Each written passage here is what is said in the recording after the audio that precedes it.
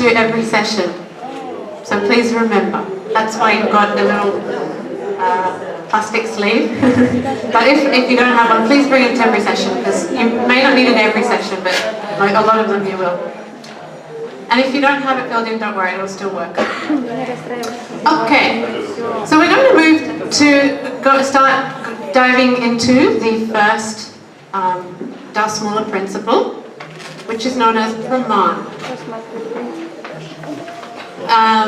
I haven't got much text written in this presentation except for each principle, because this is a direct sloka, the translation of the direct sloka of each DasaMula, because each principle has one big sloka and all the teachings are hidden within that sloka. And as we know, Sanskrit is multi-dimensional, and the more you go deep and deep and deep, it's like an ocean.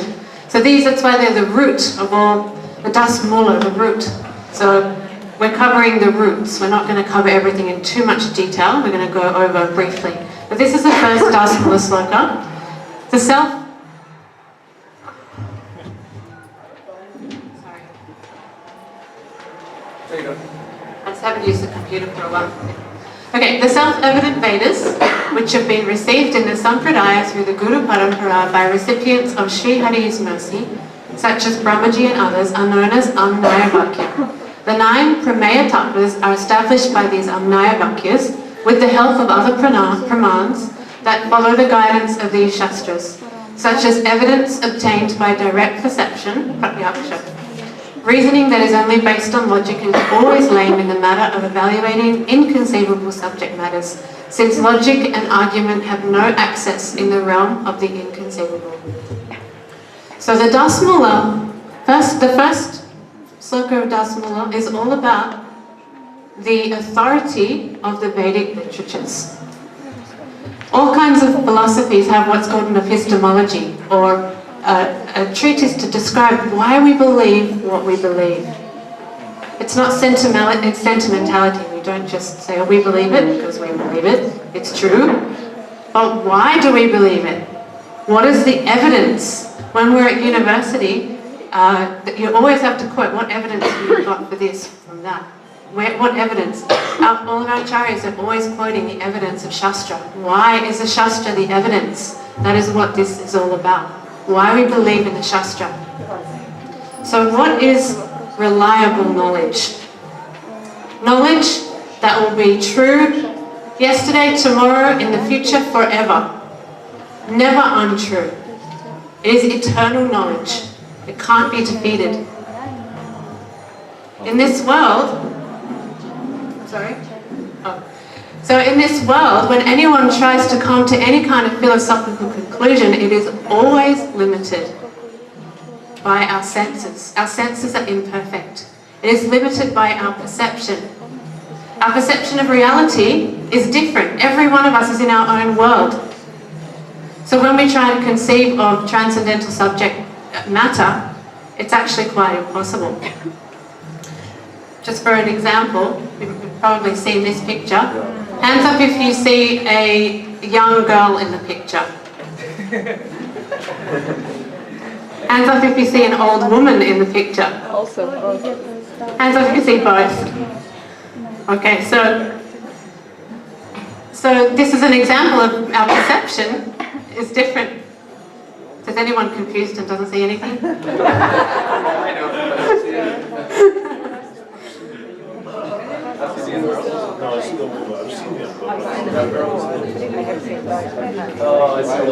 Yeah, the young girl's looking away. She's got a feather in her, like a hat, and her head's pointing. The back of her head's pointing this way. The old lady, her nose is the young lady's chin.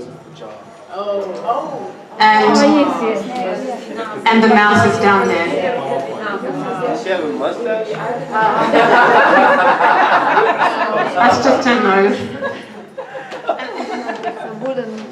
So our perception is faulty. It's not perfect. Everybody has a different perception.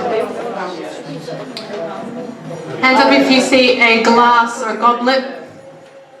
Hands up if you see two faces looking at each other. Or both. So there's another example. The black is of two faces. So there's two noses, mouths, there's the foreheads.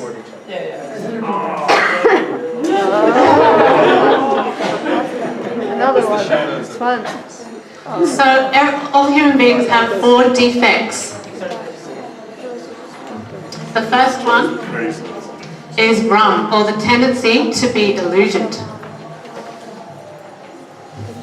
I got that. It's on. That one's on. Let's turn it off. It is on now. I just want to turn it off. Okay. Yep. So the tendency to be illusioned. We're all illusioned in some way at different times. We may see a mirage, a mirage and think it's water in the distance. I remember when I was younger, we lived on a horse farm. I ran over a rope thinking it was a snake and I bolted for my life. Every time, we're always, in our perception of reality, we're subject to illusion. And then the next one is pramada, or the tendency to make mistakes. So many times we're making mistakes. That is, the saying is to err is human. So we have the tendency to make mistakes. The next one, vipralipsa, the cheating propensity. So many, due to envy of others and different bad qualities, we have a cheating propensity. We like to cheat others, we like to lie, to hide what's inside. We don't want to show others. If we have knowledge, we might have power over others. We might not want to share it with others. And then the other one is karanapatava, or imperfect, ineffective mind and senses. We try and concentrate our mind on something for too long. We can't concentrate too long. We've all got an attention span. We can't concentrate all the time, 24 hours a day, on one thing. It's impossible. Even if, we might be absorbed in something and then a big band goes past and we don't even realise it's happened. So our senses are imperfect. Our ears can only hear a certain amount of decibels. We can't even hear the sounds dogs can hear. So our smell, we can only have a limited sense of smell. Our eyes can only see a certain amount of things in the colour spectrum. So all of our senses are imperfect. So when we try to perceive reality, it's not perfect. It's completely imperfect. So I just want to show you this funny cartoon of the elephant. There was Chairs in the way. 6 blind men. There were 6 blind men, and they were trying to perceive what is an elephant. Every one of them had a different idea. One says an elephant's like a spear because he touched the tusks, or a snake because he's touching the trunk, or an elephant's like a curtain because he's touching the ears, or an elephant's like a wall because he's very big, or a tree like his legs, or it's like a rope, his tail. So in the realm of anything that's beyond the senses, even our perception of reality in this material world is faulty. What to speak of coming to conclusions of that which is beyond the senses, beyond our perception. And that is spiritual knowledge of the absolute truth. What is the eternal reality? What is the eternal truth of who we are? Why are we here? Why is everything running? What is the ultimate goal? Everyone has so many different ideas of this, either in the realm of sense gratification, sense enjoyment, or liberation. So many different ideas of what we should be doing with our day-to-day life, or advice on how people should do things, all based on our faulty perception of reality in this world. What we see is kind of like, we don't even know what's happening in the next room, what to speak of the absolute truth.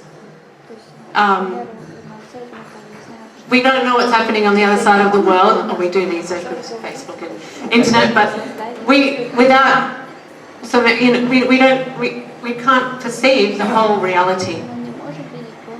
It's kind of like if you had a book and you crossed out all the pages, and you had one page and then you crossed out all the sentences, you only just saw one word on that page. That's really what we see. We don't see the whole perspective. So when we're trying to perceive the spiritual reality, we're a bit like the frog in the well. A frog came and trying to explain what the outside world was like, and we know the story. He was saying, "Oh, how big is it? Is it big as this well? No, it's a lot bigger." and he's saying, it's as big as me, and he kept puffing himself up, puffing himself up. And he could not perceive of what it was like out in the outside world. Did he pop in the end? Yeah. He exploded.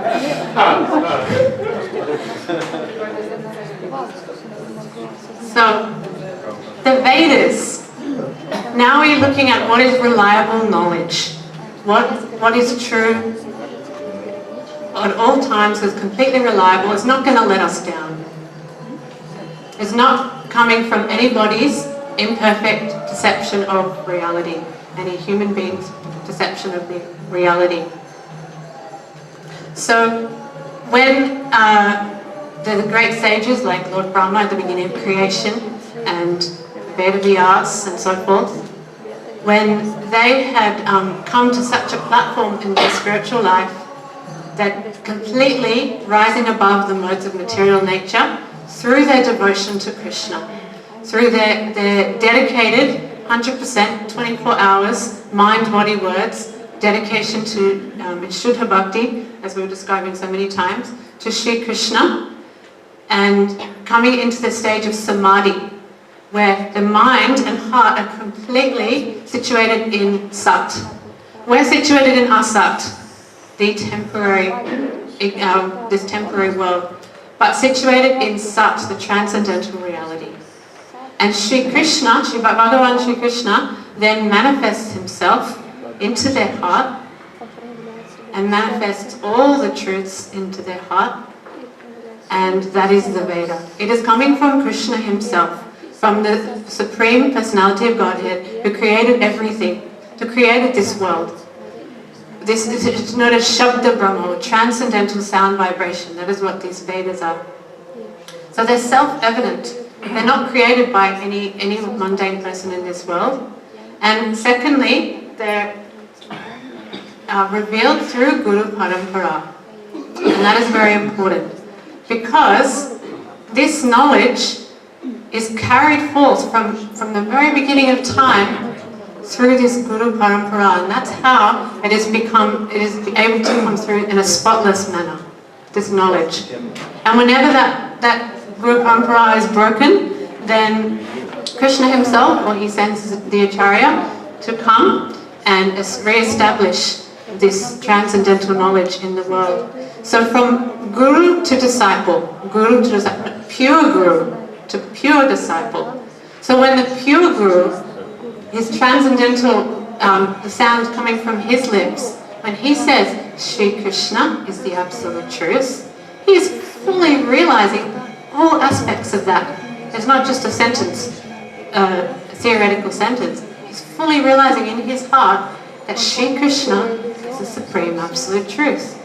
And when he tells that to a disciple who is also on that level, who is completely pure, no trace of the three modes of nature in their mind and heart, completely above the imperfections of this world, then he receives that, yes, Sri Krishna is the supreme absolute truth, and realizes that fully. So then that's the same message of all the teachings of the Vedas are passed down in this way, Guru to disciple. Sri Ramaji was the first, he heard it from Krishna, he's the first human being, being, not human being, the first created being, and he created by Krishna's power the whole universe. And he spoke this knowledge to Sri Narada, who was his son. Narada spoke it to Vyas. Vyas spoke it to Madhvacharya, and then so on and so on. And then there's an unbroken line coming so that these ancient teachings can be with us today. And by connecting, that's why it's so important to connect with Sadguru, pure spiritual master, who is situated in that transcendental reality, who has no material attachments or desires, completely realized in all these Vedic conclusions and his relationship with Krishna. And he's connected to that Guru Parampara, and he can then start implanting this knowledge in our heart. And through that process of Sharanagati, surrendering onto his lotus feet, engaging in the process of bhakti and serving him, then he will impart all this same knowledge into our heart, because it's actually within all of us. It's dormant, but it's deep within all of us. All these transcendental truths, they just need to be brought out, manifested in our heart as well. So there's the Vedas, the self-evident Vedas, but revealed in Guru Parampara. That's very important. Otherwise, it can be subject to distortion. People can add chapters. People can use the Vedas according to their own purpose, their own self-interest. So it must be received in Guru Parampara. And the third point is the importance of Sampradaya. So there's 4 Sampradayas in Kali Yuga. And in Shastra, is it just in Kali Yuga or is it in all time? The Sampradayas? Well, it started way before Kali Yuga. Yeah, yes, that's not just Kali, it's all time. Within this universe. Yeah, within this universe, there's 4 Sampradayas. And it says in the Shastra, and Jayavadana quotes this verse, that one must receive Diksha, initiation, in one of these Sampradayas. And if you don't receive a mantra within one of these Sampradayas, your mantra will be fruitless. So it's very important to accept mantra by pure Sadguru in one of these 4 Sampradayas. And each one leads to a different goal, realm in Vaikuntha. And of course, by the arrangement of the Lord, according to our inner nature, we'll be drawn to particular Sampradaya. And by the power of the Gurus in that Sampradaya, we'll be able to attain the goal of Krishna Prem. So just briefly, there's a picture of the 4 Acharyas who preached in these different Sampradayas. And the first one, which is our Sampradaya, Sri Madhvacharya, and he is in the Brahma Sampradaya, originated in Brahma Sampradaya. Then we have Ramanujacharya, who is in the Shri Sampradaya, Lakshmi Sampradaya. Sri Nimbaditya, who is in the Chatursan Sampradaya, that's the 4 Kumaras, originating from the 4 Kumaras.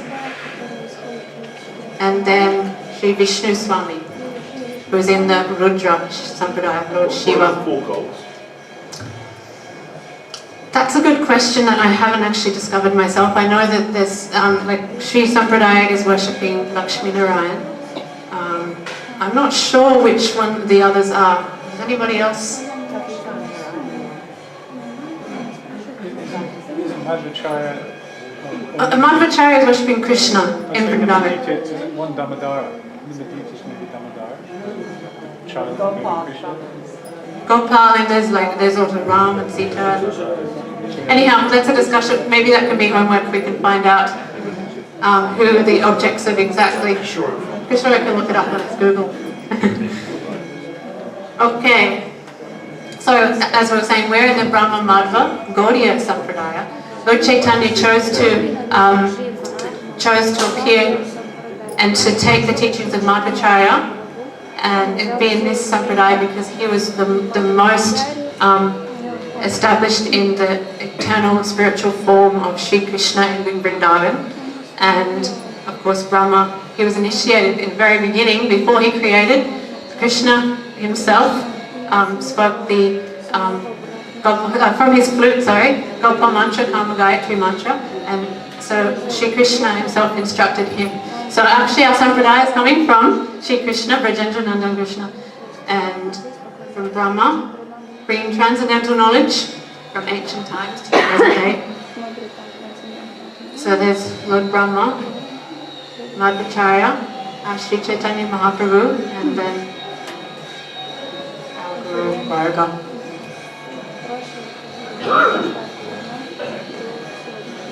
So just in summary, the points we've discussed today. We've talked about reliable knowledge.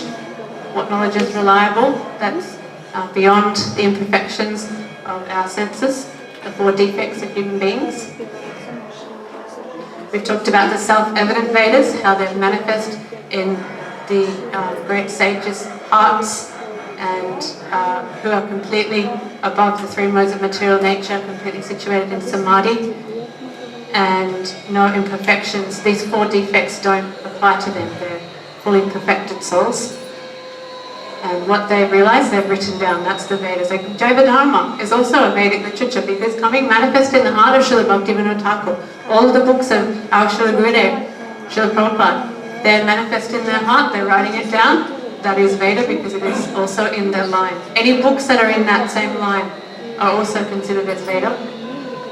And of course we know it's only 5,000 years since it's been written down before it was passed down verbally by oral reception. So the importance of Guru Parampara, Sampradaya. And we didn't discuss this so much, but other pramans, this is in the original sloka, other evidences, praman means evidence, that follow the guidance of Shastra may be accepted. So if there's anything that we perceive through our senses or an analogy that we make, a comparison, those kinds of things, different logic, then if they're in line with the Vedas, then they're okay. But if they're not, then they're subject to that imperfection. Are we allowed to have an activity or are we allowed to finish? Are we allowed to have another 15 minutes or do we have to? Yeah? You started late. So. It's 6:15. Quarter past 6. Oh yeah, we have another. Another 15 minutes, okay. So,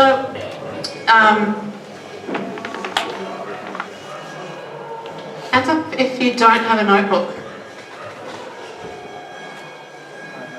Okay, so most people have notebooks, or something to write on. Yeah. Yeah. I just want you to spend 1 minute or 2 minutes, I'm going to click this off, have a look really quick. I'm going to click it off, and I just want you to write in your own words, just in a minute or two, what is the essence of this first DasaMula sloka? The first principle of DasaMula, which is the Vedas, about the Vedas, not the first sloka. That's the whole thing, just about the Vedas. Okay, 5, 4, 3, 2. Okay, 1 minute, no talking. Oh, it's off my computer, but not off the big screen. Oh, pushing the top. There you go. Oh, there you go. Sorry, I ran it.